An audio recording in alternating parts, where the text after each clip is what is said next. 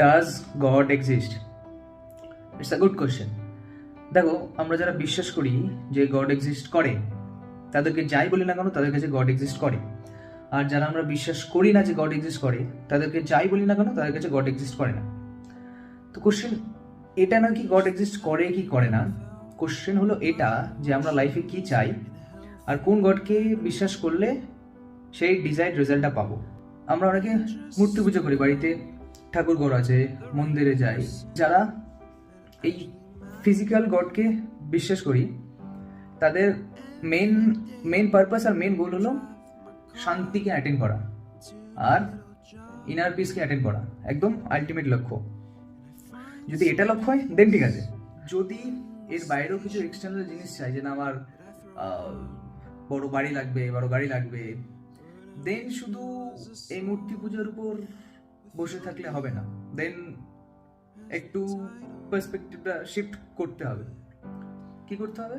যেরকম আমরা সবাই শুনেছি যে ভগবান সবার মধ্যে বিরাজমান, সবার মধ্যে ভগবান রয়েছে, সৃষ্টি, এই জগৎ সংসার সৃষ্টি করেছে ভগবান।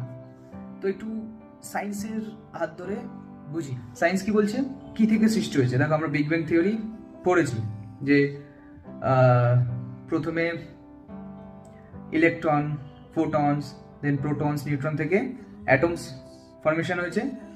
দেন আস্তে আস্তে সিঙ্গেল সেল, মাল্টি সেল করে আজকে থ্রু এভলিউশন দিয়ে আজকে আমরা এখানে পৌঁছেছি। দেন সব কিছুর মধ্যে কি আছে? অ্যাটমস। আমার মধ্যে অ্যাটমস আছে, পৃথিবীর যা কিছু আমরা ছুঁতে পারি সব কিছুর মধ্যে অ্যাটমস রয়েছে। তার মানে কাইন্ড অফ প্রুফ যে অ্যাটমস হলো গড। এবার আমরা যদি জেনে যাই যে গডকে কি করে চার্জ আপ করতে হবে, দেন যা চাইবো তাই পেয়ে যাব। বাট অ্যাটমস কি করে চার্জ হয়? যেমন ফোন 100% চার্জ করতে গেলে সারাক্ষণ প্লাগ ইন করে রাখতে, চার্জারকে প্লাগ ইন করে ফোন চার্জে বসে, যতক্ষণ 100% না হবে ততক্ষণ ফুল চার্জ হবে না, ডিজায়ার্ড রেজাল্ট পাবো না।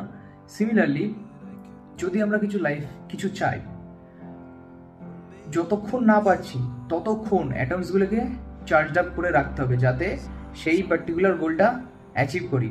আর এই অ্যাটমসগুলো চার্জ আপ হয় কি? থ্রু ইনডাইরেক্টলি বেস হচ্ছে, থ্রু সেই সিটটা হচ্ছে থট।